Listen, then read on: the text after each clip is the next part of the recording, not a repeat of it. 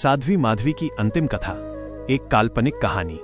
राजस्थान के थार मरुस्थल के किनारे बसा था रुणीचा गांव, जहां हवा में रेत के साथ साथ भजनों की गूंज भी बहती थी। इसी गांव में रहती थी साध्वी माधवी, उम्र सिर्फ 27 वर्ष। कम उम्र में ही उन्होंने वैराग्य धारण कर लिया था और उनकी कथा वाणी इतनी मधुर थी कि लोग दूर दूर से उन्हें सुनने आते थे। कहा जाता था कि जब साध्वी माधवी राम कथा सुनाती थीं, तो रेगिस्तान भी शांत हो जाता था।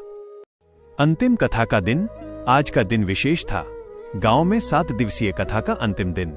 साध्वी माधवी ने आज त्याग और सत्य पर कथा रखी थी। सुबह से ही उनके चेहरे पर एक अजीब सी शांति थी, मानो वे कुछ जानती हों। कथा के बीच उन्होंने कहा, सत्य की राह आसान नहीं होती। कभी कभी सत्य की कीमत जीवन से भी चुकानी पड़ती है। लोगों को लगा ये बस एक उपदेश है, लेकिन ये उनके जीवन की आखिरी वाणी थी। छिपा हुआ कारण। असल में साध्वी माधवी सिर्फ कथावाचक नहीं थी। उन्हें गांव में हो रहे गुप्त अत्याचारों का पता चल गया था। बालिकाओं की तस्करी, जमीन हड़पने का षड्यंत्र और धर्म के नाम पर फैला पाखंड। उन्होंने तय कर लिया था कि कथा समाप्त होते ही वे सब कुछ उजागर करेंगी।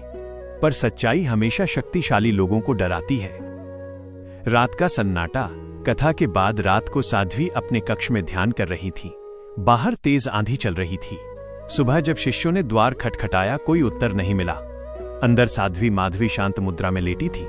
चेहरे पर पीड़ा नहीं, बस एक हल्की सी मुस्कान। वैद्य ने कहा, हृदय रुक गया है। लेकिन गांव जानता था, यह सिर्फ हृदय का रुकना नहीं था, यह सत्य का बोझ था।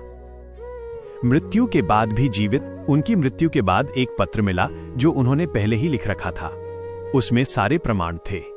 वही पत्र आगे चलकर गांव के अंधकार को उजाले में ले आया। आज साध्वी माधवी नहीं है, लेकिन उनकी कथा अब भी चल रही है।